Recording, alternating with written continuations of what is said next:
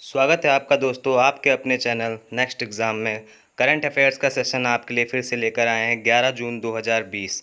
शुरू करने से पहले बता देता हूं कि आप लोग एक डायरी पे पेन लेकर रेडी रहा करिए वीडियो से पहले, और जो जो क्वेश्चन आए उन क्वेश्चन को लिख के उनके आंसर को उसके नीचे एक नहीं 4 बार लिखा करिए, जिससे कि आपके रिवीजन करने को ज़्यादा अच्छा रहेगा। तो क्वेश्चन नंबर 1 की तरफ चलते हैं। Who has been named EY world entrepreneur of the year 2020? तो इसका right answer Kiran Mazumdar Shaw.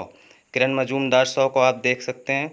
EY world entrepreneur का इनको 2020 में अवार्ड मिला है, और ये पहले से पद्म भूषण अवार्ड भी इनको मिल चुका है।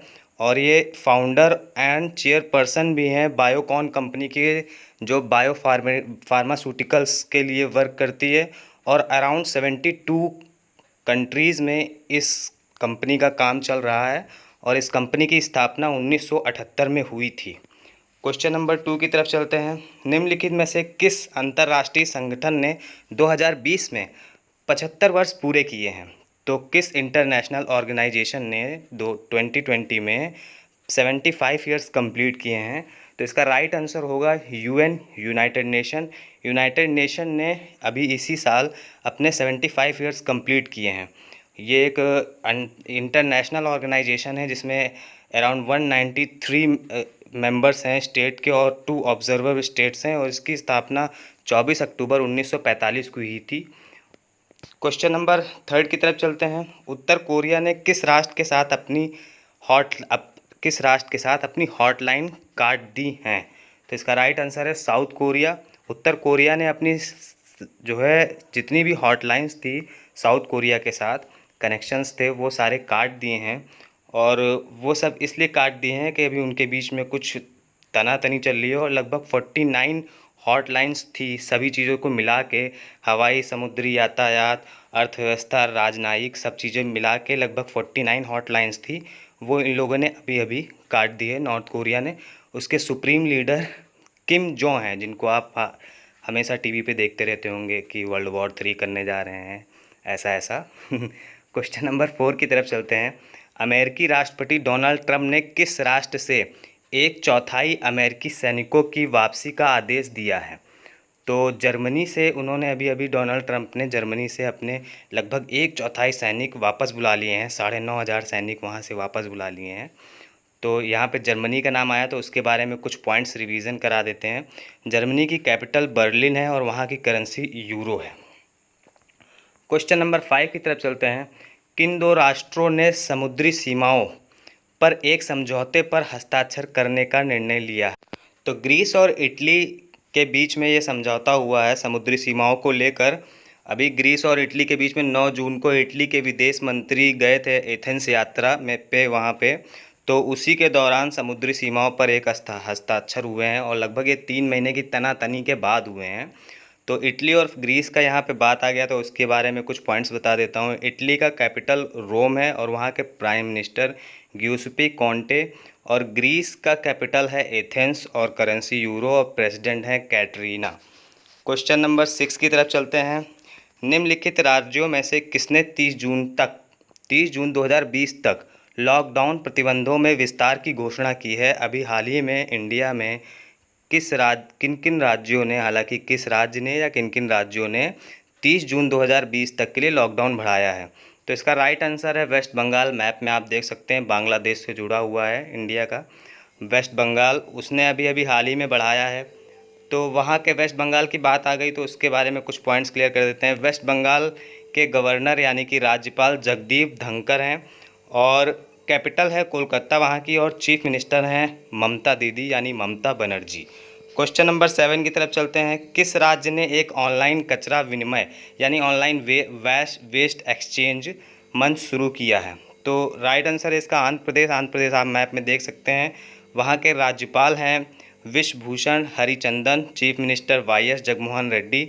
वहाँ के chief minister YS Jaganmohan Reddy ने अभी हाल ही में 5 जून को वेस्ट ऑनलाइन कचरा एक्सचेंज का मंच शुरू किया है, ऑनलाइन स्टार्ट किया है। क्वेश्चन नंबर 8 की तरफ चलते हैं।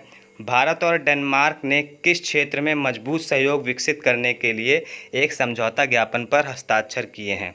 भारत और डेनमार्क ने किस क्षेत्र में मजबूती विकसित करने के लिए अभी एक हाल ही में समझौता ज्ञापन पर हस्ताक्षर किए हैं? तो वो उसका राइट आंसर है पावर के क्षेत्र में, बिजली के क्षेत्र में एक गहरा और मजबूत दीर्घकालिक सहयोग विकसित करने के लिए इनके बीच में भी एक समझौता ज्ञापन हस्ताक्षर हुआ है, जिसमें ऊर्जा मंत्रालय और डेनमार्क के ऊर्जा मंत्रालय और इंडिया के ऊर्जा मंत्रालय के बीच में हस्ताक्षर हुए हैं। अब यहाँ पर डेनमार्क की बात आ गई तो उसके बारे में कुछ पॉइंट्स बता देते हैं। डेनमार्क की कैपिटल है कोपेनगम और प्राइम मिनिस्टर है मेटे फ्रेडरिक्सन।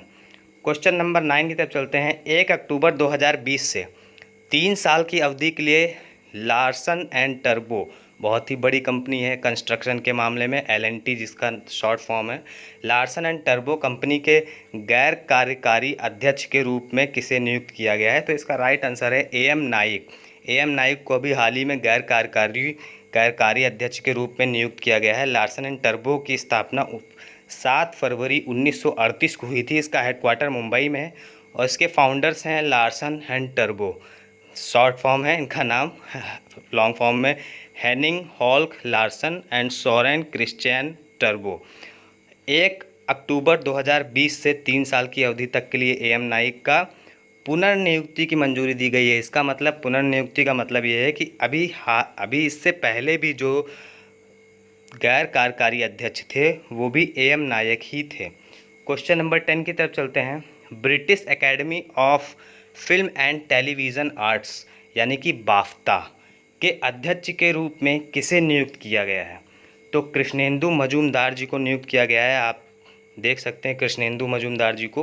बाफ्ता के अभी हाल ही में इनको अध्यक्ष के रूप में नियुक्त किया गया है और इससे पहले ये एमी अवार्ड भी जीत चुके हैं। ऑफ द रिकॉर्ड नाम की टेलीविज़न सीरीज़ को प्रोड्यूस किया था इन्होंने, वो सीरीज़ एमी अवार्ड भी जीत चुकी है। और अभी इससे पहले अध्यक्ष थे पाइपा हैरिस, उनको रिप्लेस किया है इन्होंने। और ये पहले इंडियन कलर के पहले ऐसे हैं व्यक्ति जो बाफ्ता के अध्यक्ष के रूप में नियुक्त किए गए हैं। और ये यंगेस्ट भी हैं, ये अभी तक का 73 ईयर्स की हिस्ट्री में ये यंगेस्ट अध्यक्ष भी बने हैं बाफ्ता के। ये चलते हैं लास्ट क्वेश्चन की तरफ, जो आपसे लास्ट वीडियो में पूछा गया था। Who has been appointed senior adviser to the executive director World Bank? तो राजीव टोपना नाम है इनका और ये पहले प्रधानमंत्री नरेंद्र मोदी जी के निजी सचिव भी रह चुके हैं। ये अभी हाल ही में वॉशिंगटन में विश्व बैंक के कार्यकारी निदेशक के वरिष्ठ सलाहकार के रूप में नियुक्त किए गए हैं। चलते हैं आज के क्वेश्चन की तरफ से। आज का क्वेश्चन आपके लिए क्या है? Who has been appointed as senior director for Google cloud in India? Google cloud in India में, गूगल क्लाउड में सीनियर डायरेक्टर की पोजीशन पर किसको अपॉइंट किया गया है? ऑप्शन है आपके अनिल वलौरी, करण बाजवा, किरण देवी या फिर इनमें से कोई नहीं। इसका आंसर आप कमेंट बॉक्स में नीचे ज़रूर कर दीजिए। और जो लोग अभी तक हमारे चैनल को सब्सक्राइब नहीं किए हैं वो सब्सक्राइब कर लें, और वीडियो अच्छी लगी हो तो लाइक ज़रूर करें और ज़्यादा से ज़्यादा लोगों तक शेयर करें और सब्सक्राइब करके हमें मोटिवेट करें, ताकि हम आने वाले समय में कॉम्पिटिटिव एग्ज़ाम या फिर उससे रिलेटेड जितने भी क्वेश्चन पेपर्स या कोई भी प्रॉब्लम्स होती है आपको, तो आप कमेंट बॉक्स में लिखिए, उस पर हम आपके लिए वीडियो बनाकर लाएंगे। Thank you, bye bye.